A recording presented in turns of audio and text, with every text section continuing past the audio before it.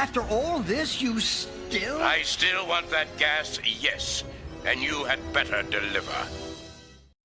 Welcome back to the Greenhouse, dear listeners. Apologies for my voice this episode. Allergies are kicking my ass right now. But we're going to be diving into a bit of a current affairs recap with returning contributor. Is it safe to now announce you as PhD? Not quite. Not quite. Okay, not yet. Not yet. Near PhD, our DC correspondent, Josh. Welcome back to the Greenhouse. Well, thanks for having me. It's always exciting to be back. So I apologize for not getting a session with you during the course of some of these events, mainly because you had been paying attention to the Supreme Court confirmation process of Ketanji Brown Jackson earlier. And I guess it's better to look at it in hindsight, mainly as we're seeing, President Biden kind of vanish again from public presence after what could be considered an actual tangible win for the Biden administration. That's one promise they have delivered on. Yeah, and it's one that was delivered on without any real compromise. And in some ways, I think you're absolutely right, though, for sure. It's actually nice to be able to come on here with it all said and done, not predicting outcomes, not that they are unpredictable. Everything about this hearing was predictable. It was maybe a few interesting bits. I know we've even on the show and obviously privately as well, we've um, criticized the Supreme Court, like worship culture and whatnot. But there's in a rather infamous quote from Supreme Court Justice Elena Kagan, actually well before she was on the court. It's about like 1995. I'm not sure what legal role she had at the time, but she Harvard Law referred. School, maybe? I don't Yeah, I know. think that was around the timeline there. But she once referred to these types of hearings as a vapid and hollow charade. And really, I mean, I think that's a quote that's kind of, worth enshrining, and it's really evergreen and applicable to a number of political occurrences, right? But it's really much applicable here. And, what she was really getting at is that we don't really get deep enough into, the what the justices actually like, what their legal philosophy is and whatnot. And usually, you look at the record, and that's probably, that's going to be the consideration you want. It's usually not a secret how these people interpret politics, interpret the law, interpret the Constitution, etc.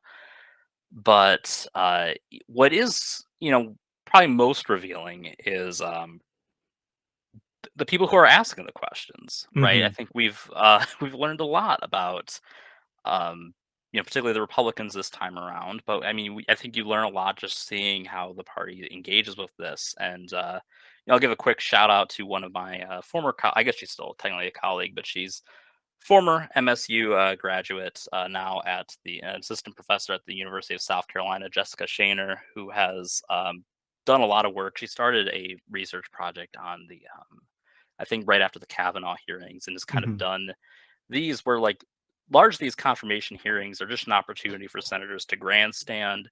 They're there to take positions. I think this time, and I think, to some extent, we're seeing a broader pattern of just Republican behavior on what positions that they're taking. And they're not explicit. I mean, some of them, there are some kind of alarming policy positions that were taken during these hearings, but there's some not policy related ones that I think further demonstrate their descent into the well of madness. I broadly agree with that assessment, and especially like with the grandstanding bit, like you mentioned.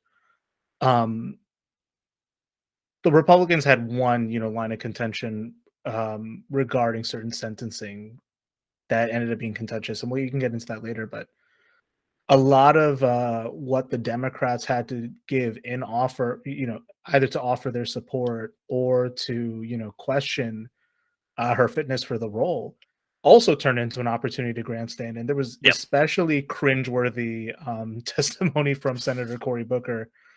I might as well include the audio clip because, oh my God, he was acting his ass off for that one.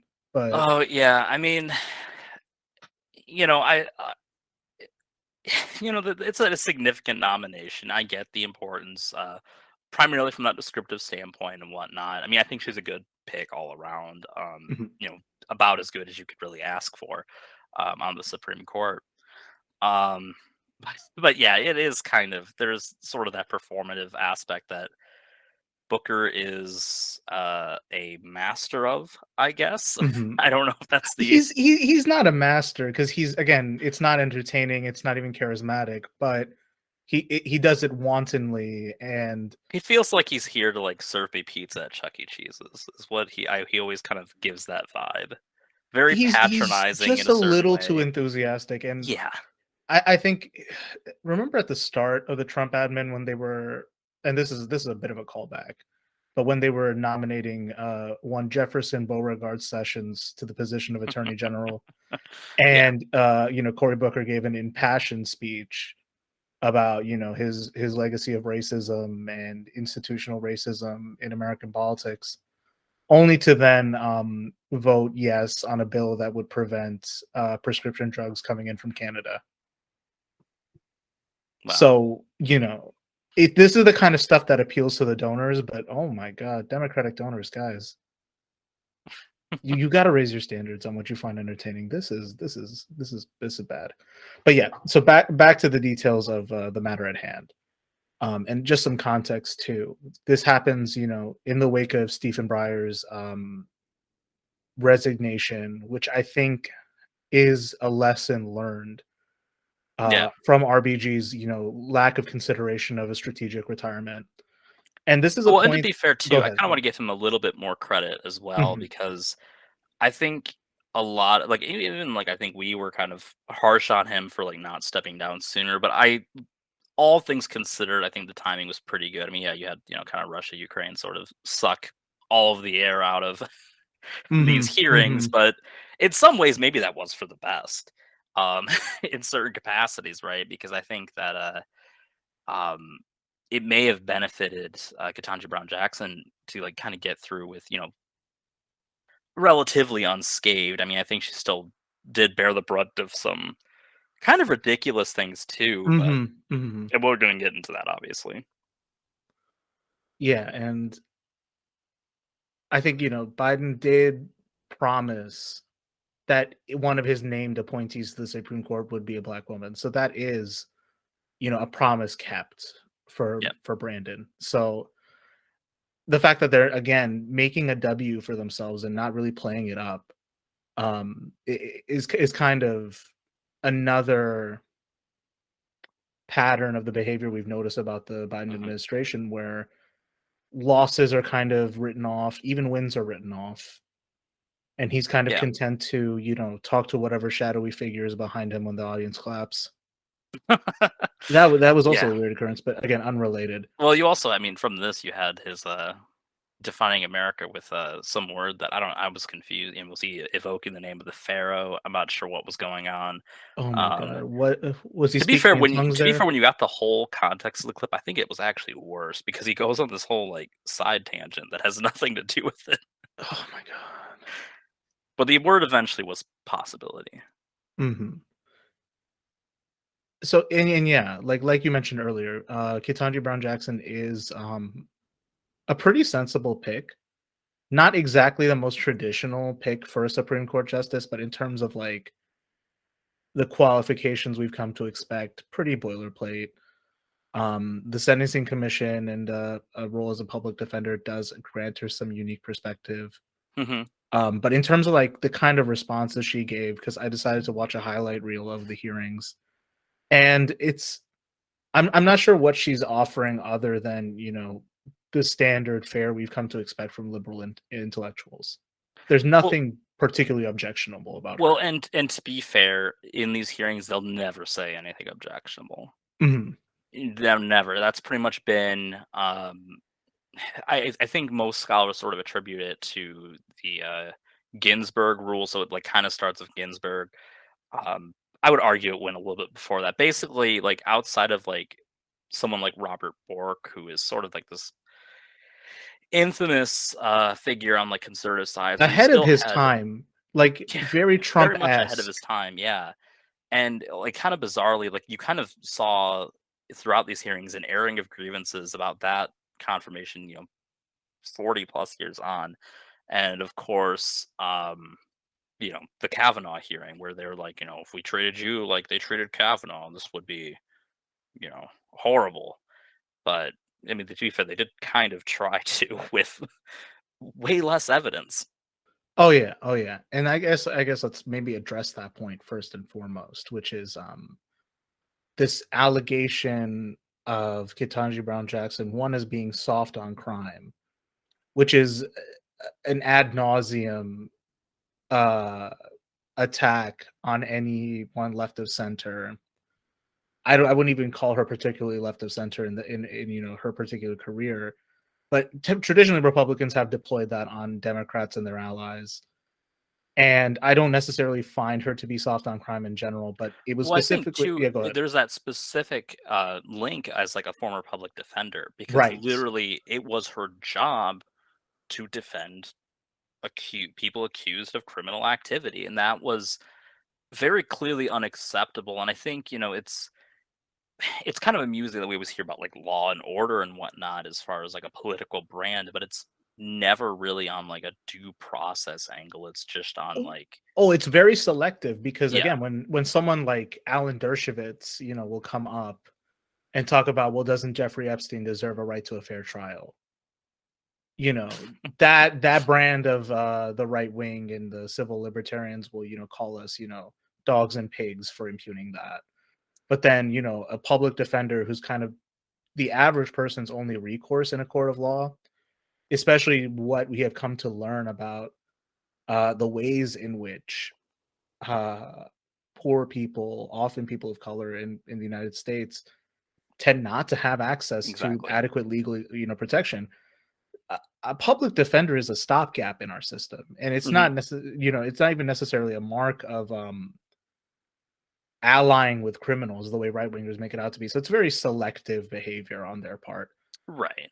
And the specific allegation in these hearings, which it's frustrating because they had all like we mentioned this at the start of the year that the Judiciary Committee Republicans are an entire rogues gallery. So you had Ted Cruz, Ben's ass, Josh Hallway, Senator Lindsey Graham, like the ones who everyone wants to sock in the face, parody, satire, parody, not Yeah. actionable, not a threat. Um, And at one all time it was bipartisan to want to sack a lot of these guys in the face, but that at ship one has time, sailed. yeah, yeah, at one time. Um, all of them or even Collins joined in on this. Um, but it was this alleged point that um KBJ is soft on it's one case in particular which I didn't have a chance to follow up on the facts on. And I did some background research on this because they're cannibalizing a lot of stories into Yeah. one narrative. They're taking some of her work on the Sentencing Commission, which is a bipartisan institution, and these were recommendations they made on Hmm. sentencing guidelines for specifically child pornography. Yep. And they also are pointing to one case. Again, I could not take a look at the details, and I'll be honest, some of this stuff is squeamish. I don't enjoy looking at this. But they allege that she didn't follow mandatory minimum requirements. Is that correct? I think it's even less than that. I think she didn't go with like the maximum requirements, that it was like a relatively light sentence. And I think there was like a few things where they're pulling from and I'm not I think it's from that case, but it might have been one of those other ones that they're sort of bringing in where she was asking about like when like the fact finding part of the case, like if it was, basically if it was just a mark of sexual deviance or if it was, some power thing, some control thing, like trying to get at the The motive of degree of the separation basically yeah. was the root of the case. Yeah, and, like, they're kinda using that and, like, it's not even like you were kinda saying that they were treating it as, like, it's soft on, like, crime or soft on, you know, pedophilia, essentially. Some went the full mile and just straight up pro-pedophile. Mhm. And in fact, I mean, Marjorie Taylor Greene like tweeted out that like the three Republicans that ended up voting for her, Collins, Romney, and Murkowski, that they're all pro pedophile because they confirmed this justice, and it's kind of insane, and it's weird where it's like this apex of the culture war is just like it's built on this right now at least it's built on the idea that like the left is pedophiles, which was all part of like the initial QAnon conspiracy that kicked it all off, right? Is the idea of Mhm. this secret sexual cabal, that they're pedophiles, they're groomers. Of course that ties into basically if you're gay you're a groomer is how they have essentially codified it in their Mhm. wacky canon of ideology, and it's really just taken a head here. There were a few other things that were more policy substantive that they attacked her on, where it was basically that it's very obvious that like Roe is just a small stepping stone for them. They're like, oh, like obviously Oberfield and whatnot. Like, I mean, obviously we knew that they're not, in favor of gay marriage being legal and stuff like that. But they were Mhm. even like going after like Connecticut v. Griswold, which is Mhm. what establishes, sort of this right to privacy with birth control. And really, it's the right to privacy more broadly Mhm. is kind of rooted in that case. And it's like kind of insane that for a while it seemed like these were kind of just things that everyone just accepted. Like, yeah, we have this right. It's Mhm. you're not totally thrilled about all the implications of it, but it's just kind of like, yeah, like cool. We can at least accept this exists and maybe, be a little angry about it, but not actively try to undermine it. I mean, I agree with that because we're dealing with a new level of inflation. There's a foreign policy crisis that it's not clear what America's action ought to be. A host of other problems, domestically are prevalent, and it's kind of interesting to see the ways that the Democratic Party. We've talked about this ad nauseum. Is they have no clear or coherent response on how to deal with this systemically. And then when this kind of stuff happens with the Republicans, they hit the culture war button, and they've been able to hit it pretty devastatingly lately. Yeah. And the particular behavior in this confirmation hearing is it sounds a bit like they want to relitigate the Kavanaugh hearings.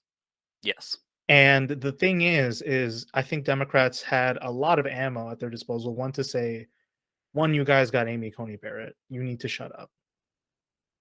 There's a host of other things too. Like the thing that got me about KBJ's responses, and again, like it's a Senate hearing. You can't be as obtuse as I would like to be, or as I would like these people to be. But again, like some of these guys, you can just, I mean, you could just say, wasn't Matt Gaetz seen with Well, yeah, I mean, the intellectual like gymnastics that you have to go through to be Mhm. like, even if you want to like subscribe to the idea that there's a bunch of like groomers and pedophiles or whatever on like the left, the level of gymnastics you have to go through to like ignore the much stronger evidence for figures on the right.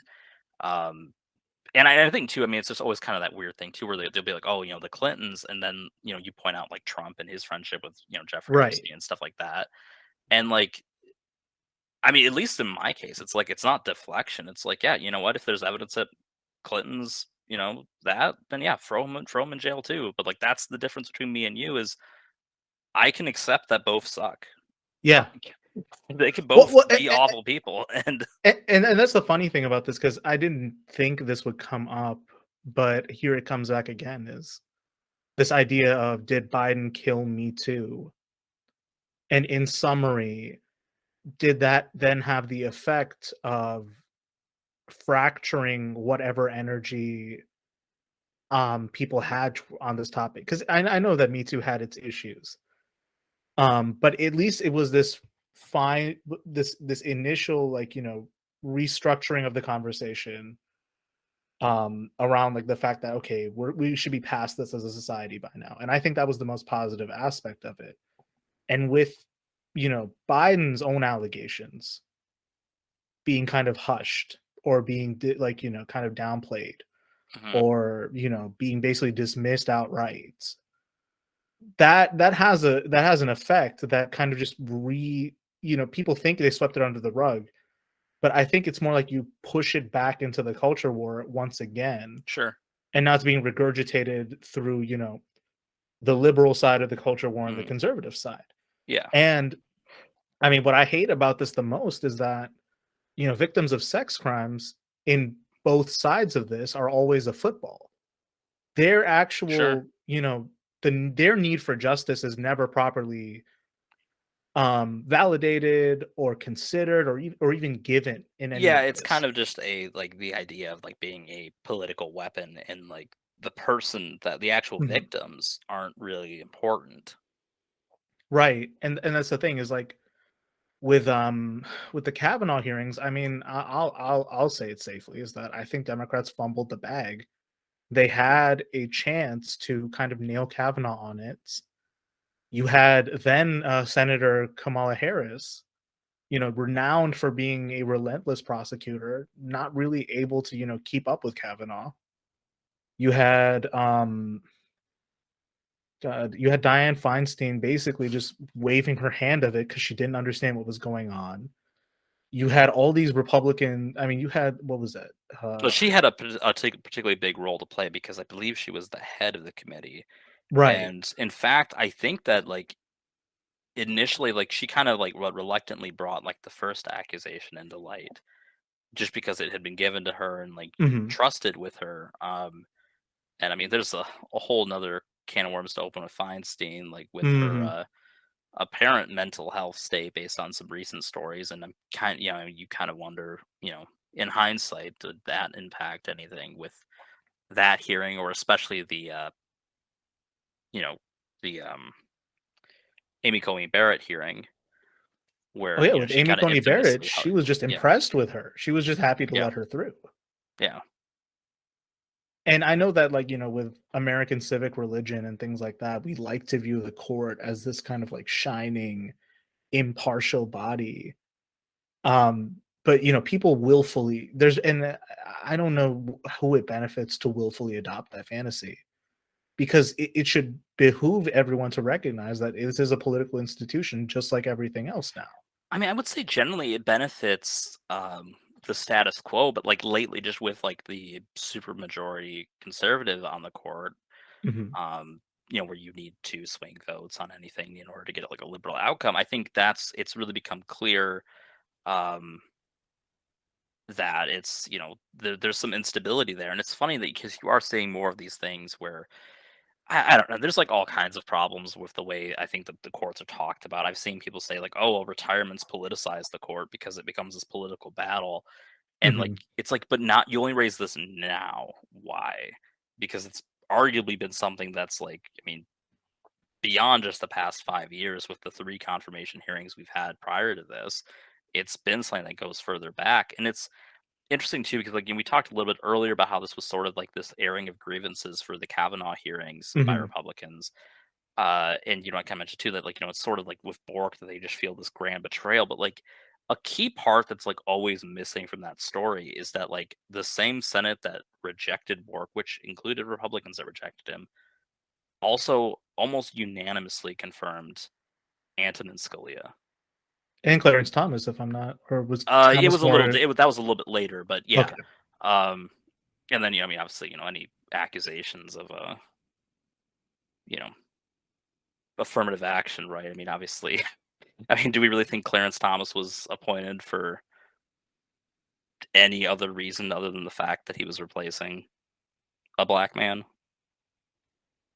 Probably not. And I mean, it's you know, I I definitely reject the idea that you should ever, you know, treat a Supreme Court justice with this idea that they will be impartial. You know, Hmm. at the end of the day, what the Supreme Court has is the ability to reject any legislative change outright. It has the ability to, you know, cause a president to cease and desist. I'm not good with legal terminology. I know I'm butchering all that. That's fine. Any lawyers listening to this show, you did this to yourself. You hit play. Sorry.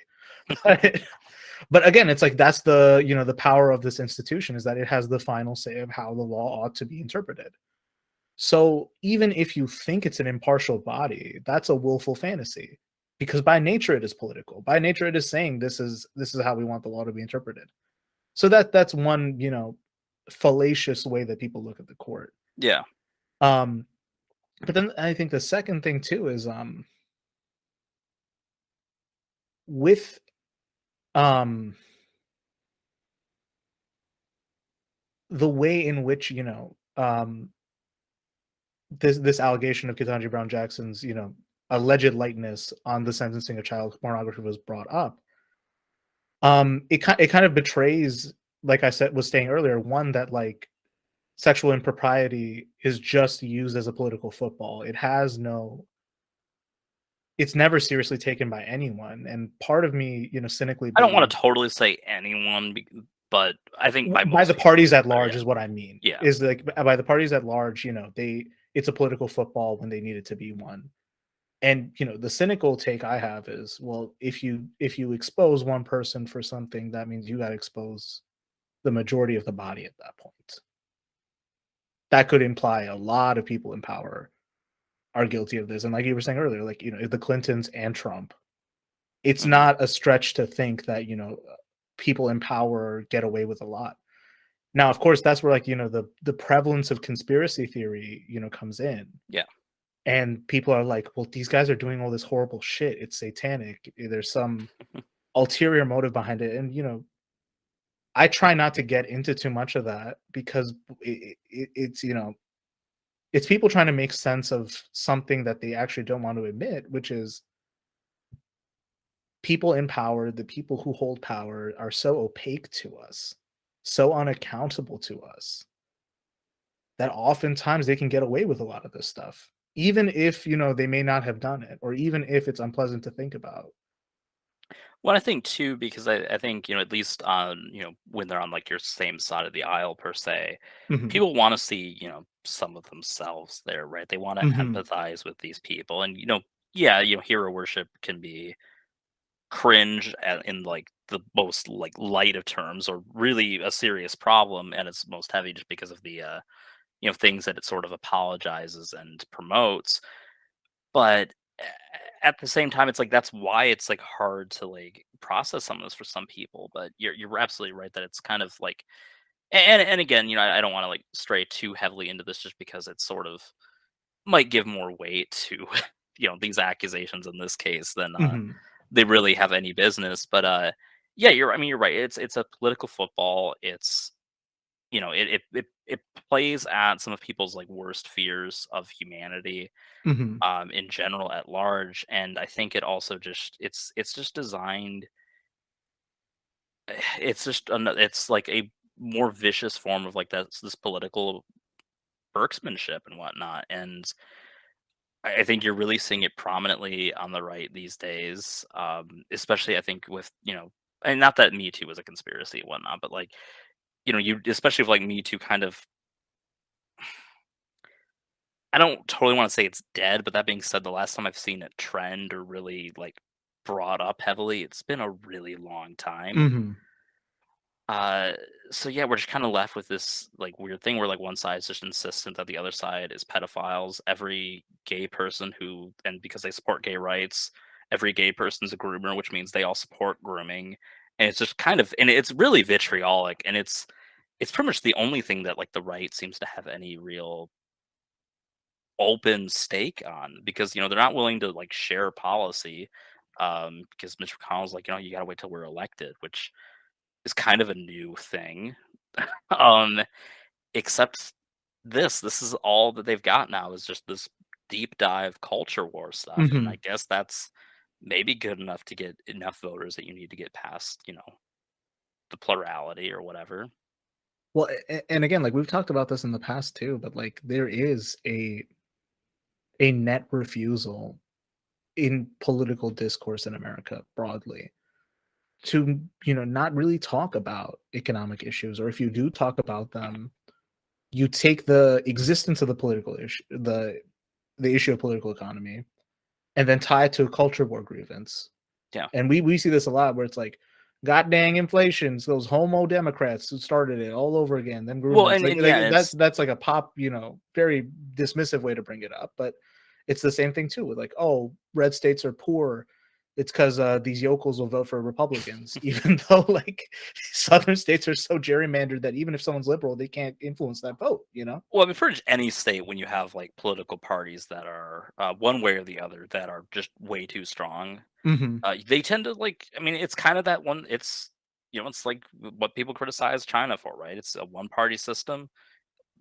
A decent chunk of states that are basically one-party systems. Yeah, most of them Hmm. are southern right-wing states, but you have like California and New York, where like you're not exactly getting liberal outcomes in a Hmm. lot of Hmm. cases there. You might get some on social issues, but I mean, you look at New York with primarily like lately, it's been their police department that's been under fire, where it's practically incompetent, Hmm. despite getting a shit ton of funding. I mean, and that's what it is it gets people delving into conspiracy. And I know we talked about this before, and I had a feeling this conversation was going to come up at some point between the two of us. So I guess it's better we do it on air. It's like, you know, has conspiracy thinking replaced any consideration for political economy that people have?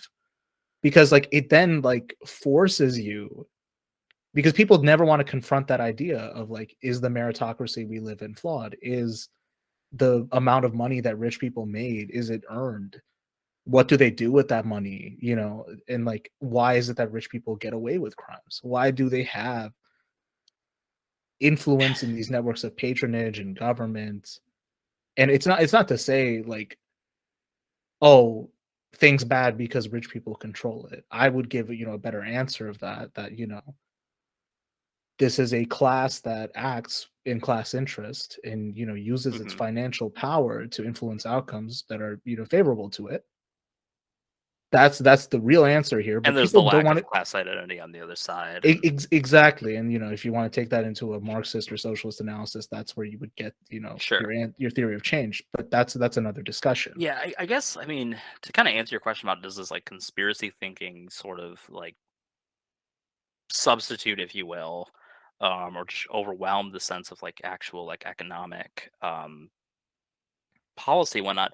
I mean, I guess, like I mean, for me, like, do we do we wanna count, like, trickle down as a, you know, maybe not as much a conspiracy, but a fantasy? It's similarly facetious and stuff like that, because I feel like there's just sort Oh, of we can this. absolutely count it because these are like willful fantasies, and I just You could want to like yeah, give this I anecdote. think so. I think let's like broaden the definition a little bit, just to like be Yeah, like it's fantasy thinking, because right. it's not like conspiracy implies that there's sort of like this malicious other that we're like fighting against or opposed to. I mean that's true, but Whereas like, but whereas just I to think interrupt. Yeah, yeah, is that conspiracy theory has become fantastical thinking to a lot of people, and right, like something that I wanted to like. This is an observation I had during the January 6th stuff last year.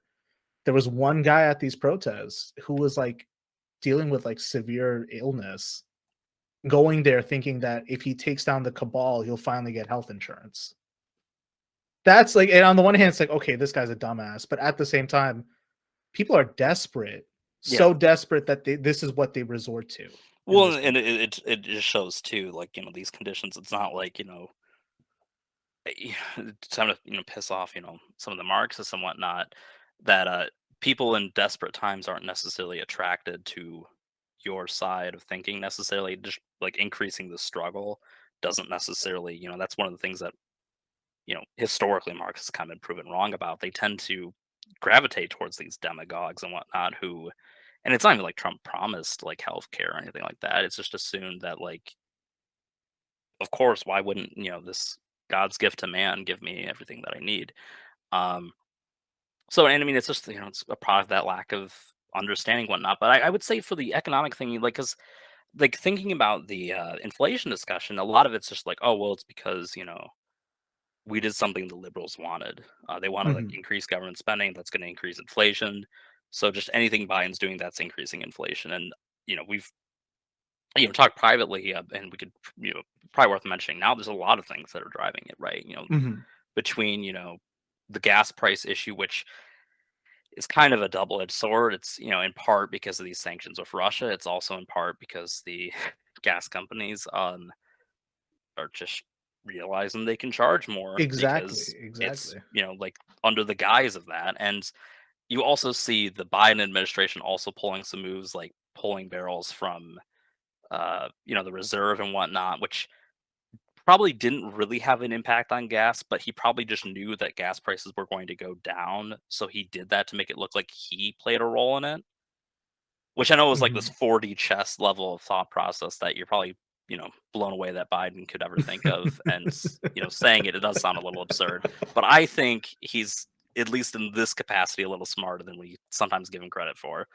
Um, but, and but then you also have some stuff with, down south of the border with, Texas, and I don't know why this story has been so undercovered, where they are, Oh yeah, we you can know, jump into that. Yeah, yeah, yeah. yeah, where they're, blocking off, they're increasing inspections on these trucks, and it's caused, I can't remember exact figures, but I know there was this one guy, it was a trucker who was like ranting about how, we would usually get like 4 trucks like picked up, like they would like, the Mexican trucks would leave their trailers and then an American truck would pick it up, and they would do that like 4 times a day. And now they're lucky to get like 1 trip Mhm. out of them and whatnot. And like I think I saw another figure too where it's like $200 million in produce is just gone bad because of Which these explains delays. a lot that I've Yeah, been just noticing this. The quality of produce has gone down. That's just like an yeah. anecdotal observation. But even then, like things like commodity shortages have been blamed on Biden ad nauseum.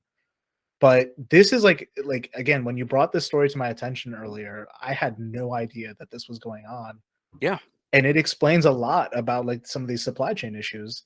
And they even pointed to like the trucker shit in Canada, but like I don't know what we're getting significantly from Canada to Well, yeah, but I mean, well, that's another thing too, right? Is you did have that trucker stuff in right. there, and like it's been like this nonstop like cycle. There's always been something messing it up, right? You had, shipping delays, people not at the ports, people being unable to go to the ports because of Right.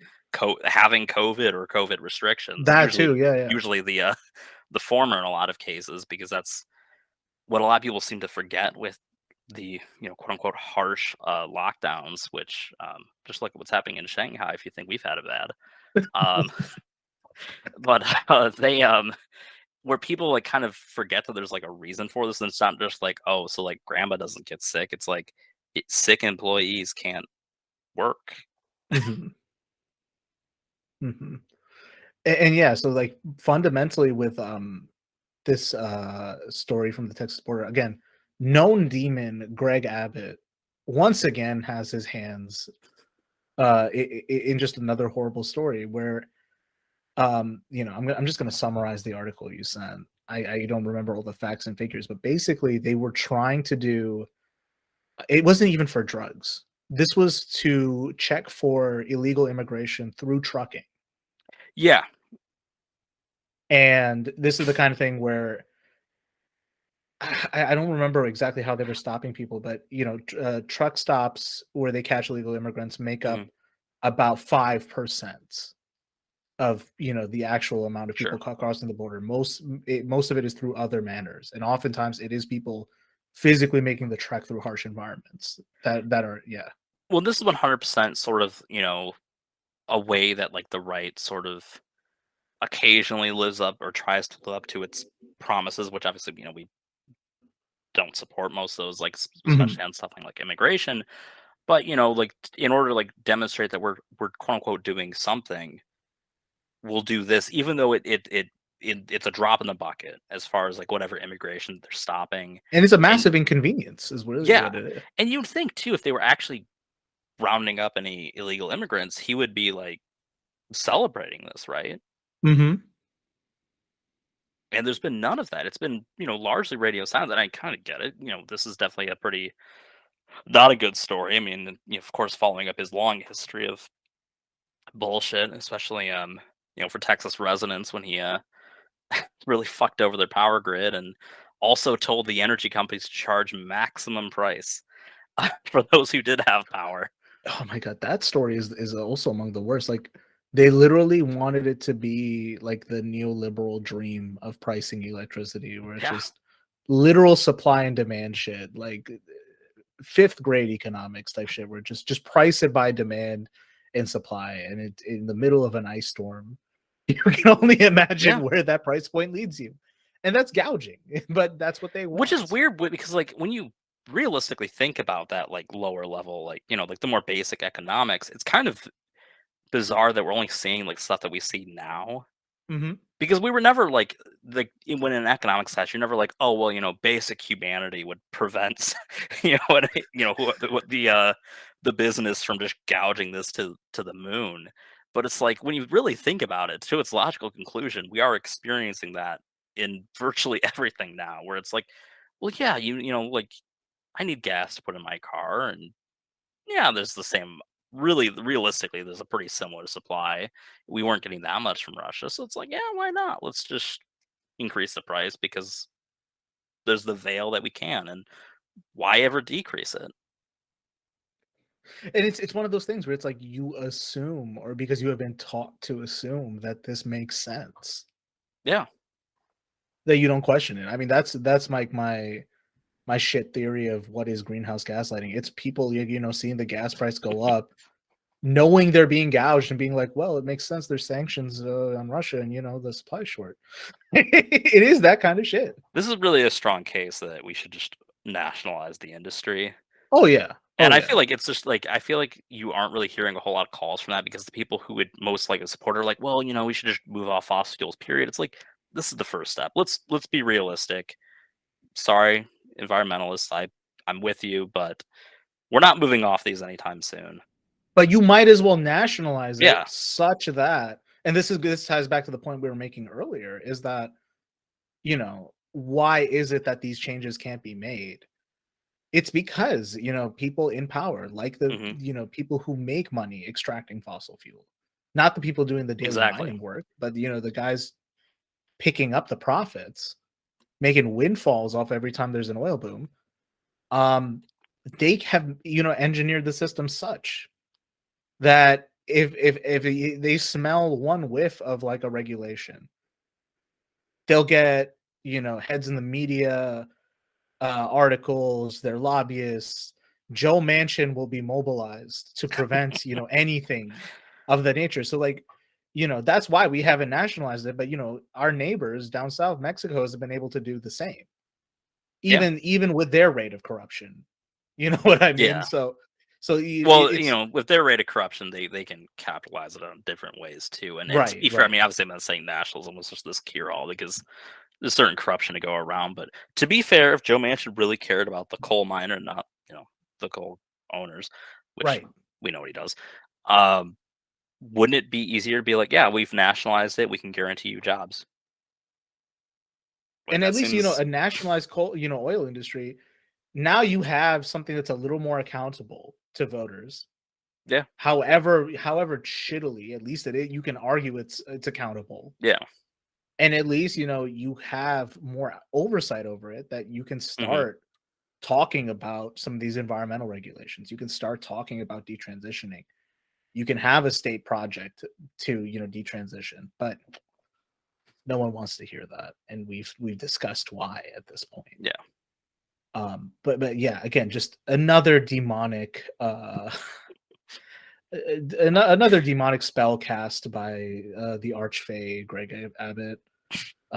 He beguiles us with his eldritch ways, and despite getting hit by a tree and ending up in a wheelchair, he still didn't get the sign from God that he should maybe change his ways.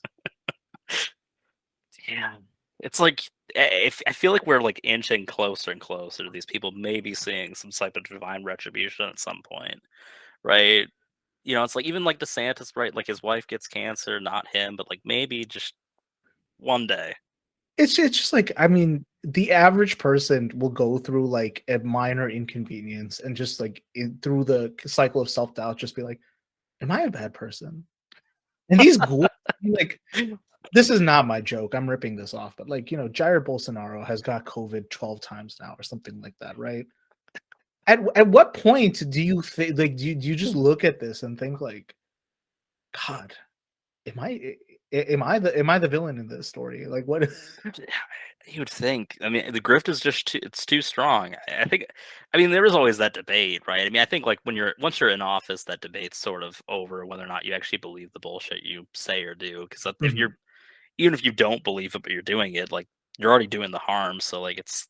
I think you lose any deniability there. But like some of these people, man, you hope that they're not for real.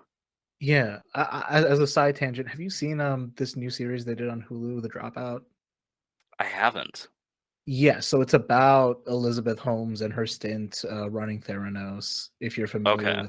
with that story and how she defrauded her investors and Yeah. was basically doing tests on human subjects they should not have been doing.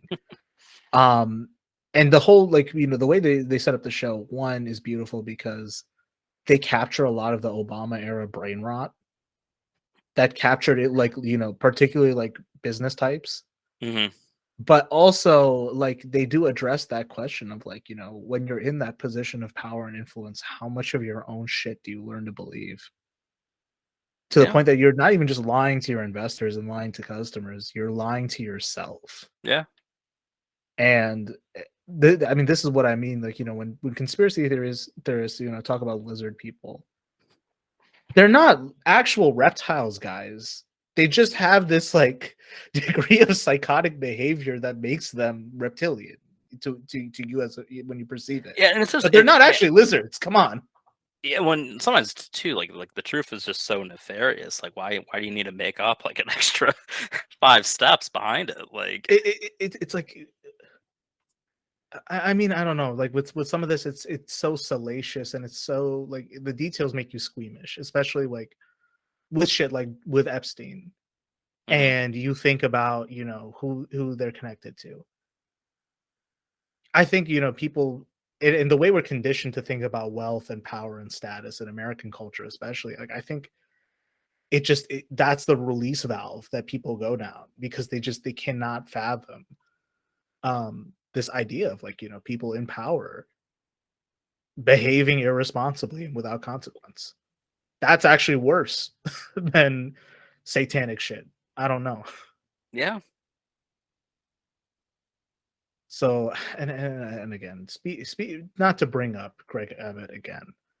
Um, but this does tie to like where we started this episode is with some of this burst of anti-trans legislation this year. It's been like I feel bad for not keeping up with it because it's again one of those topics that personally gets me squeamish to think about like dealing with that much mhm. bigotry and just kind of looking at how hateful some of these people are with it. But I think 243 bills alone have been passed in like the past 3 Yeah. months or I something mean, like that.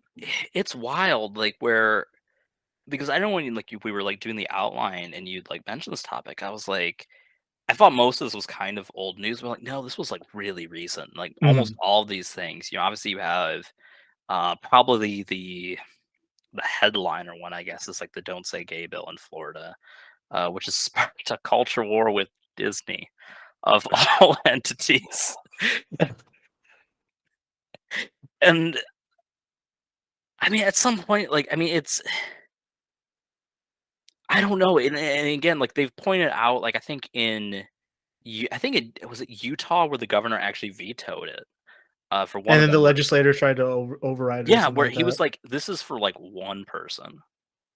Like, do I agree with him personally? Because it's a Republican governor. He's like, no, but like, should I ruin his life? Like, probably not. Like, it's just this basic human thing that it's like, why aren't anyone else like thinking about this? And like, I mean, you had the one pass in South Dakota where And it all started with immediately this the Leah governors, Thomas story, right? Like the transgender yeah. swimmer, like which again, like I'm sorry, who is following varsity swimming this closely?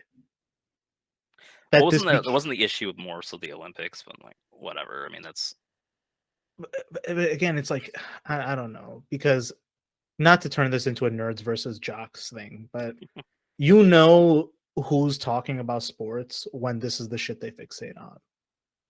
yeah. And I mean, and a lot of it too. It's just kind of it's because like oh, it's unfair, and it's like it's the one thing where they're able to get sort of like people who you know, claim they're pro-trans. I would say they probably generally aren't, but they're at least like, I'm not gonna like take out my pitchfork at the presence of one. Mhm. But it's a little bit more persuadable because they're like, well, yeah, that's really unfair for athletes. Right. And I, I guess it plays somewhat well with that group. I don't know how like well like if that really persuades voters, but it's just like it's gotten to a point where like that this is all they have is just Right. is this like it's like this is all like vote for us will make trans people kill themselves, and that's our only real policy position right now.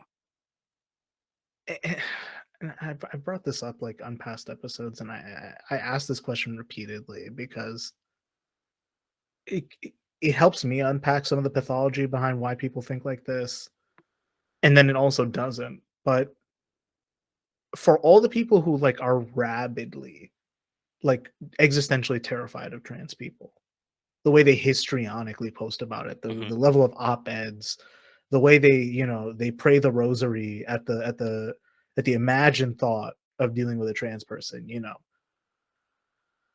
how many of them have ever had an interaction with someone who is trans in any capacity other than a transactional one? Yeah. No one has ever like in the history of all this shit, no one has ever been forced to deal with a trans person. No one has ever been forced to like accept things. No one has been asked to endorse someone else's lifestyle. That has never had to come up, even though that's what people are afraid of broadly. But it's I don't know. Well, I feel like I mean, in some ways, this is sort of just, and I mean, obviously, we're talking about they haven't totally moved on from just normal homophobia. Right. Um, because obviously, the "Don't Say Gay" bill, like more specifically, is about just dealing with gay people and not being able to inform kids about them, or I mean, kids makes it sound a little. But basically, you have to pretend they don't exist in front of Mhm. students. Um, And I think it's sort of they've lost the war against gay people, right? The population is generally pretty accepting of it, right?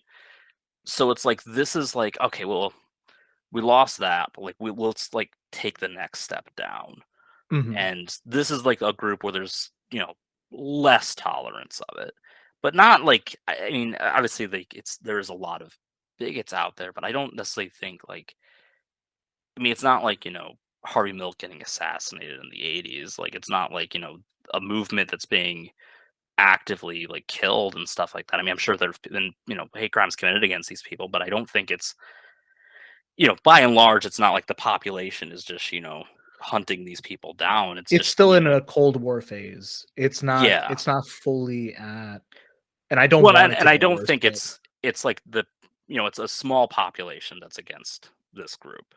That's very, very small. And mhm. I feel like this is just again like they lost the one war and this is their follow up. That's the thing. It makes them look like they're doing something to their base. Yeah. Because again, inflation's still on the table, unemployment's still on the table. You know, upward mobility is a fantasy at this point for people. Like, Well, and even too, I was thinking like on some fiscal stuff, and like granted, this was from Chuck Grassley, and I don't know how much you can trust him and his mental faculties, mhm, but he had said that that like we're not going to vote to repeal Obamacare if he went back to the Senate. And I'm like, we're just giving up on that too. So like, which I mean, good, but like from a perspective of like you insisted this was this great evil and burden on the healthcare system, but we're not going to do anything about it. It seems like they've just given up that whole fiscal dimension. Like they got the tax cuts they wanted, they just need to keep them in place, and they don't have any remedies for anything else. mhm, mhm. I mean, again, like that's the frustrating thing about the Republicans is they push the culture war button and it's escalated to this point. But at the same time, like a lot of the liberal, response has been flaccid, and that's also worrisome in Yeah. that it's not necessarily clear what do you do, especially in state legislatures where Democratic, legislators are like in a severe minority. But anything like a federal statute or an executive order or some kind of directive would be incredibly useful in this moment as Yeah, like a and it's stopgap. it's dead in the water with the current coalition. Not just the size, but just the current members aren't. You're not gonna get that past that threshold that you need to create that federal measure that Mhm. would be desperately helpful. And it's I think a lot of it is that they're in that midterm mode or that pre-midterm mode, and all these strategists are like basically saying like, "Oh, I'll concede a few points to Republicans to like save democracy," and it's like, well, okay, so like, what is that Republicans really want now? They want to screw over gay people, screw over trans people, screw over the whole LGBTQ plus community, screw over black people and other minorities, and seemingly end democracy. Okay, so like we don't want this outcome, so I guess we just accept the other ones. Like it's baffling to me. And by accepting those other ones, are you really preserving any real sense of democracy beyond just the normative, idea of people participating? That's what democracy is. It just feels like you concede those points. You concede like, oh yeah, like well, we don't pass voting rights and stuff like that. Then like, what are you doing to preserve democracy? And it's kind of I don't know if this is the right way to analyze this, but the kind of Democratic Party playbook now is how do we get a W without struggle? And I'm not saying struggle in like a Marxist capacity. I'm just saying struggle in like a legislative capacity, in an electoral capacity. Hmm. Because on some level, I get it. Like the kind of id Paul SJW moralism can be exhausting. It can be unpopular. But then there's also just certain matters of principle. I think that you know it's easy to win with your base. I don't think Well, trans. I Well, I go ahead. think Go ahead. one party understands it's easy to win with their base, and the other doesn't seem as interested in using its base. That's also true. And that's the question, is like, because like I said, like, or sorry, like you said, and I agree with like, what you're saying is that it is baffling if you assume, I guess, that they say they care about people and mean it. Hmm. And you don't want to like think too hard because it's unpleasant to imagine that like, God, are these guys just, talking out their asses at this point? Well, and I But I think some of it is just like so many of them are ingrained with like even if they do legitimately care, they're so ingrained with this like strategy class mindset of Mhm. winning elections is important, which it is. And the way to do that is, all rooted in median voter theorem, which means we need centrist voters. Right. And that middle is vanishing.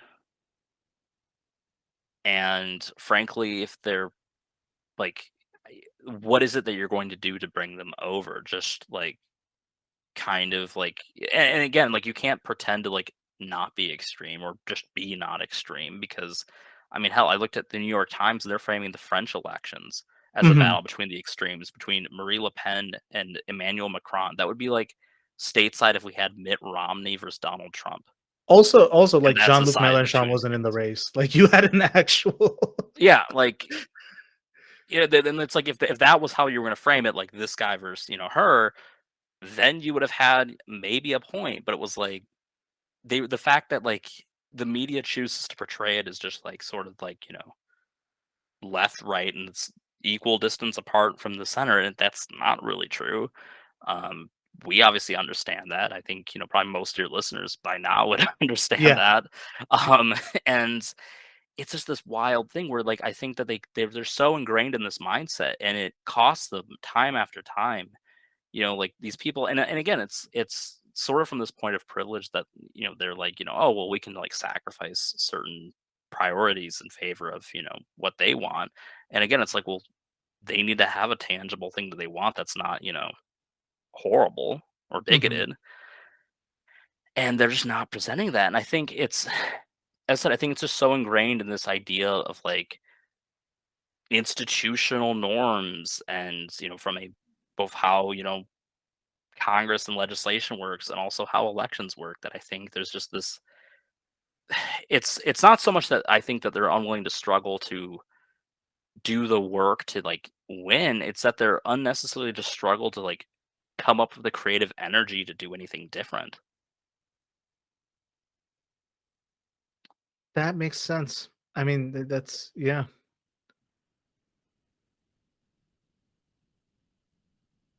The alternative of like putting in the effort to basically build a new party at that point is too much to imagine.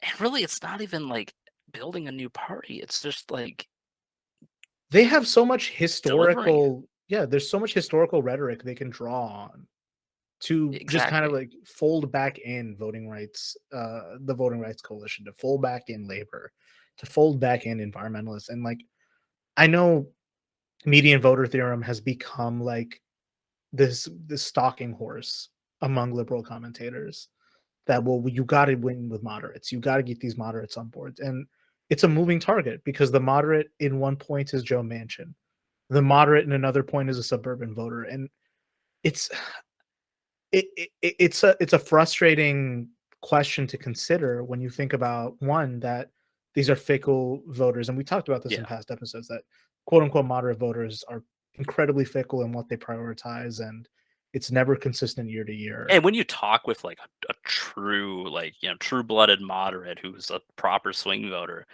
and when you talk to them, they're basically just rationalizing running like a D&D true neutral character where they're just like, crossing enough Yeah, dots to be like, I'm a true moderate. valuing Like, compromise for its own sake rather yeah, than it's what they like I consider. voted. It's like I voted, Dem on this one, Republican on the other, and I just balanced the sheet. And Yeah, it's it's like the like that's fetishization of balance as a virtue rather than, what is morally correct or what is, at a bare minimum, fits their ideological values. yeah, And again, like, I think this is worth repeating as people continue to talk about the electoral context. Um, the real problem isn't moderate voters. The real problem is the vast majority of people don't fucking vote. yeah, And I'm not saying that in the, that's why you need to register to vote. What I mean is, like, people have tuned themselves out of the process at this point. They don't have faith that any of this is going to matter. And I wish that, we could maybe hear some more testimony of some of these people who, like, may have been voters in the past and just gave up on the process, sure, or people who fit the bill of someone who would register to vote and just have preemptively said this isn't going to work. Or even, like, people who are pretty smart in other contexts, but just do not understand things like, who's their city clerk and stuff like that. Because that demographic exists too. You have a lot of people too who, like, have ambitions of changing things, or they want to be involved in their communities, but they just don't know how this works. Or conversely, they have no faith it'll work. sure, That's who you need if you want to do big things. But I think, leaving the voting uh demographic and body to, I mean, broadly at this point, people who are college educated, you're going to continue to get funky results like these. yeah. And it's like you have the true believers on each side that vote every election, and then you have this college educated group, and some of them are also they identify more in the middle for various reasons and whatnot. But it's like, again, it's like I don't think, and even just like from a rhetoric side, I don't understand why you don't just dig in that like the other side is insane at this point. Like, don't like you don't even necessarily have to engage with it. Just be like, this is like on the most important issue of like judicial politics, right? They had the Supreme Court nomination. They're asking the nominee to define womanhood instead of like any other important issue. They're not asking about, if it's okay for, Congress to pass laws to put food on your table or whatnot. All they care about is this, like these vasted culture war things. That's all they care about. They care about like this minute portion of the population and making sure that their lives are miserable. And they don't care a damn about anything that you do that would impact you, how you pay your healthcare bills, how you put food on your table, anything. I don't Mhm. know why that's not just like this solid attack line. I don't think you need to tie Trump into it. Do it if you want. I don't really care, but like it feels like this shouldn't be that hard. Mhm. Mhm. But that's the thing is like, keeping it in this abstract, bizarro medium prevents you Mhm. from upsetting the apple cart. Yeah. Because then people start to ask questions. You know what I mean? Like, Yeah. why did let's say, we take 2012 as an example. How did Obama and Romney have so many of the same donor pool? Great mysteries of history in that one. Um, let's Yeah. let's get to another depressing point because this also ties in here. The IPCC report. I'm gonna broadly summarize the report. Um, they have the executive summary for policymakers. Broadly speaking, what the report says, and this is something we've been talking about on the show, is the way climate change has been discussed, particularly in the past, particularly in liberal circles and some environmentalist circles, is climate change is this looming event in the horizon that is going to be debilitating. But if we make efforts today, they will go a little will go a long way in the future. And we had the wave of climate denialism, we had coal rolling, even the environment has become a culture board issue where I think it actually has a lot of salience as an economic issue when played Yeah. smartly. But again, like we've been saying, these guys don't play this shit smartly either. Well, and I think what's worse too is this played as an economic issue on the right and not on the left. Yes, that is another aspect too. And the functional reality of the climate change issue at this point, you have a broadly comfortable West, particularly the United States is still somewhat comfortable, especially those of us living in more temperate parts of the United States.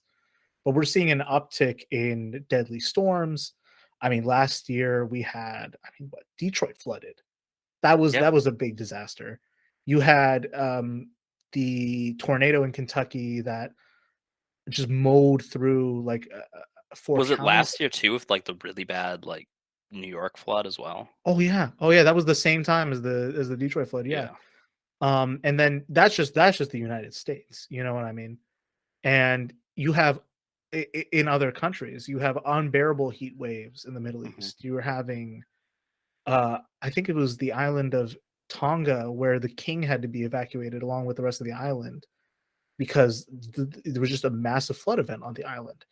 You're seeing these kind of, near miss events become more commonplace. So to summarize the IPCC report, they are not taking a climate change approach, but like I've said on the program on earlier episodes, we are now in a mindset of climate changed. So it is not about preventing a degree of heat increase. It is about limiting the heat increase to 1.5 degrees instead of 2 degrees total. And the goals and recommendations fundamentally are not that different. You do not need to uncover any new science, but what you do need to recognize is this fundamentally involves a massive reduction in consumption and carbon production. That's what this has always been about. And the reason why no one likes to talk about that is that means that the society of consumer convenience that we enjoy in the United States will have to be significantly reduced. And for countries that would like a similar style of consumer convenience, that is also a route that you can't pursue. But the question remains, why do you need Coke for style machines? Why does a car have to be the only way you get around?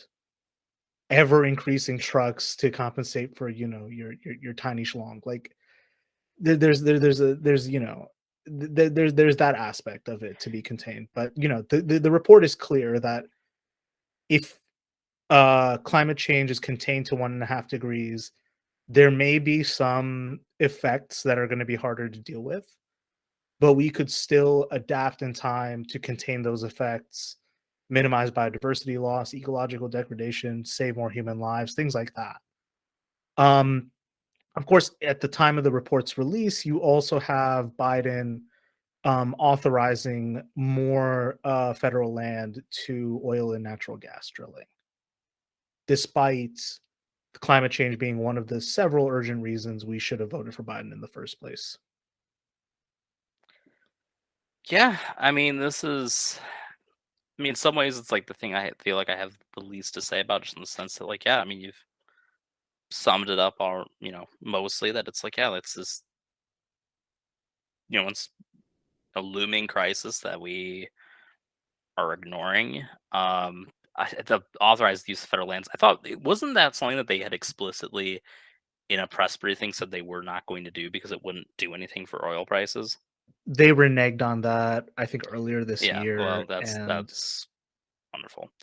Because I thought that was like one of the things they brought up in, like, because like Steve Ducey kept like pressing them on it, like, well, why don't you do this? Like, well, they're not using the land that we already gave them, so why would we lease more? And now doing more, I think it's, I don't know. I guess it's just playing politics with this situation.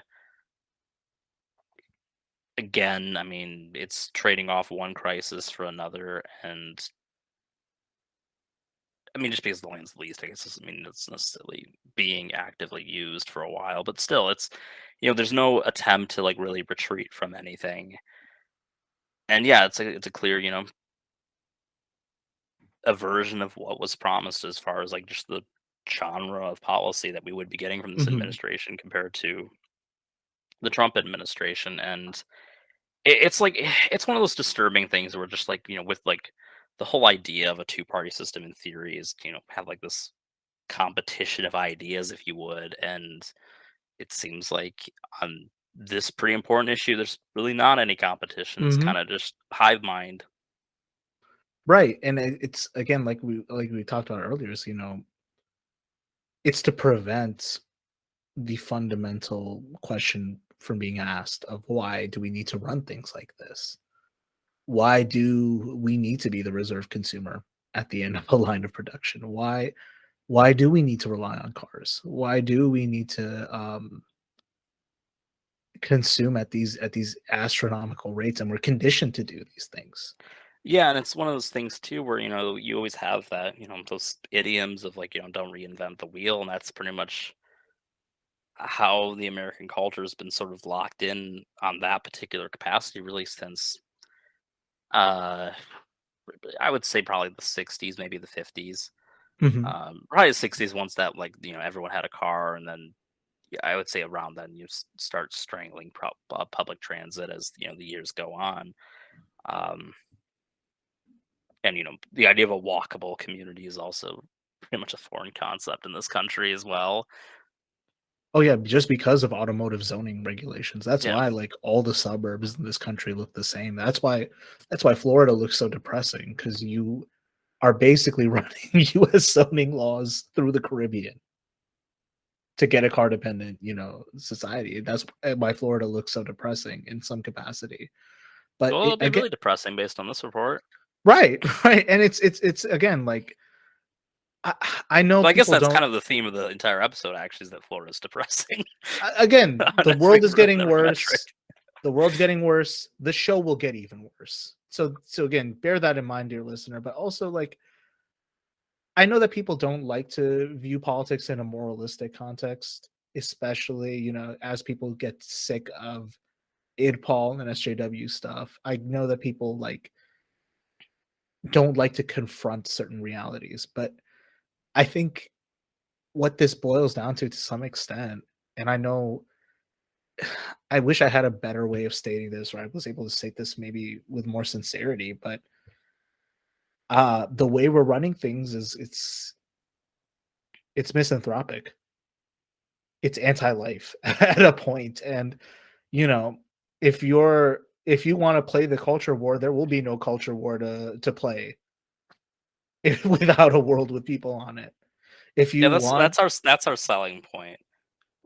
Let's take care of the environment so we can live the culture war until the heat death of the universe. right, right, because you can't stop the heat death of the universe. But I mean, again, what I hope for is, let's say we stop it,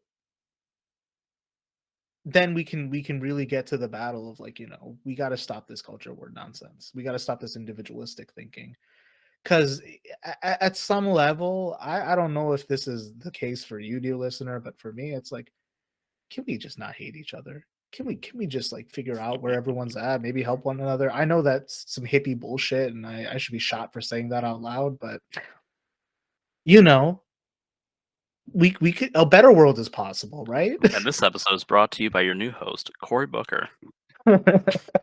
This episode brought to you by Halliburton Inc. God. But yeah, it's just I don't know. It kind of just feels like a race to extract as much profit as we can before everyone dies of a massive heat wave. And then who knows? Maybe if you're rich enough, you'll make it on Elon's rocket to Mars. Unless And be allowed on his new social media platform. Oh my god. So yeah, that I think we were wondering, do we mention this in passing? Maybe to take things back on a bit of an upward trajectory. SpaceX, but you know, I think what is the background with Elon Musk buying these shares in Twitter? Does it really have to do with the fact that his ex-wife and Chelsea Manning are together? Is that what caused this, or I don't know. I mean, I've heard there's like some like investigations into him, and like it's a cover up for that. I don't know, man, but he wants to buy Twitter as a quote unquote free speech advocate. Of course, his fans all buy it. No one else does. You can just look at the history of how he's treated his Tesla employees and whatnot. And Mhm. any slight criticism is met with pretty fierce punishment, and usually termination. So I don't know. I think this is probably going to be a non-story. I mean, at least I certainly hope so. This is just but- another way for Elon Musk to stay, from preventing himself from becoming financially insolvent. We broadly understand at this point that Tesla is not a car company; it's a financial company that sells cars every now and then. Yeah, But- it just buys out, the emission shares from, or sells its emission shares to the other automotive companies, and Dear God, that's pretty much all it is. There's nothing more American you can do than just scamming people, just lying.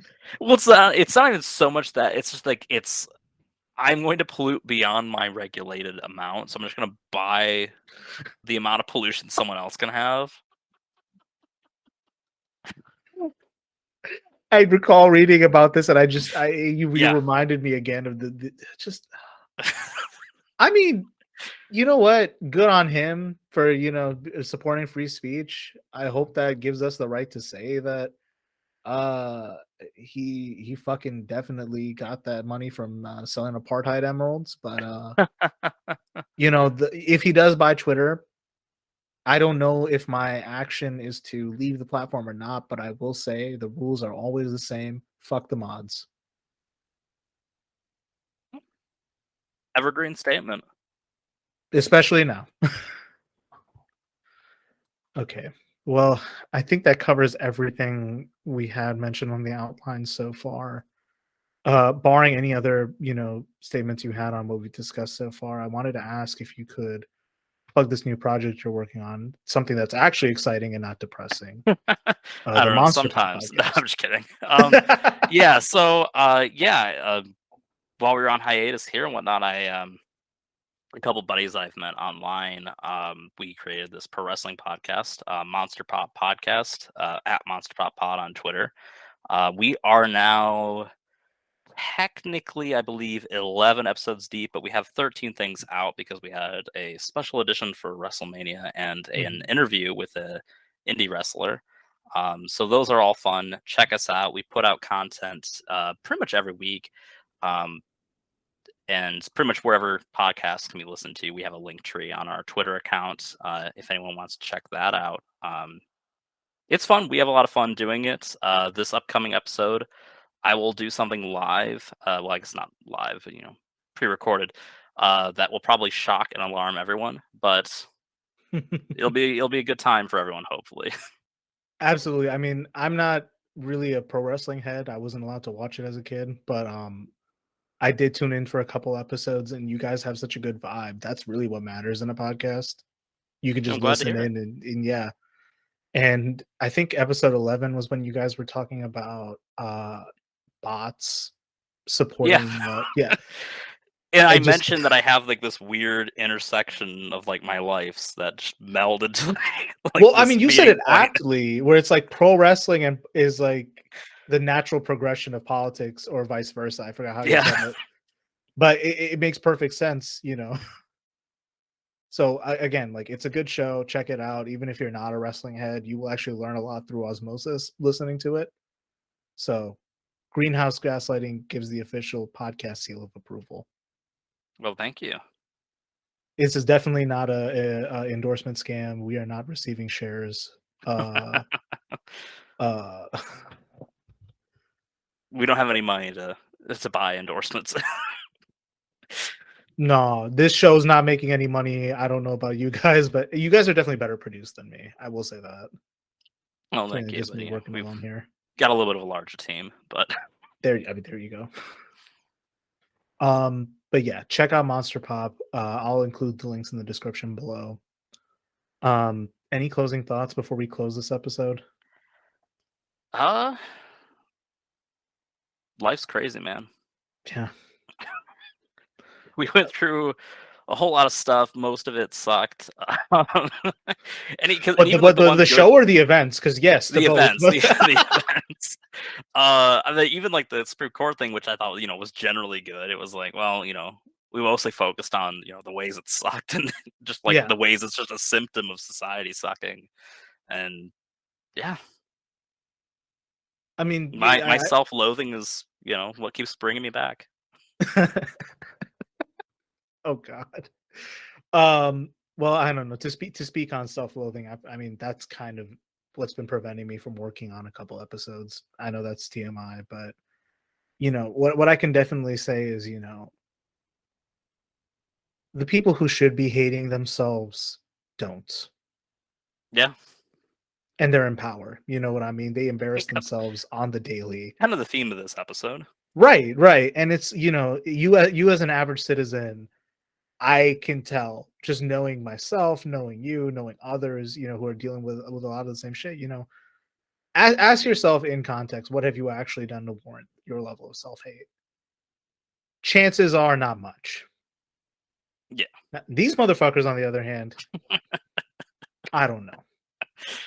So, I mean, that's where I'll close out the episode tonight. You know, I know self-love can be hard, but an easy transition towards that is rejecting your self-hate and start really thinking about who should be hating themselves.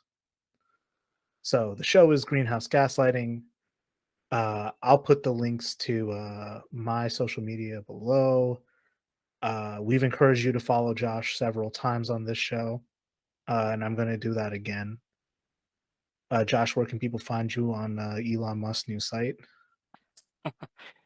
Still the same hashtag, at Joshua Koss, or at Joshua Koss 17 on Twitter. That's about all I got right now. No, might be a website by the end of the summer. We shall see. Indeed. And yeah, this was episode 44, I think. So till then, take care, dear listeners. Thanks for tuning in again. See you again in the greenhouse. Bye.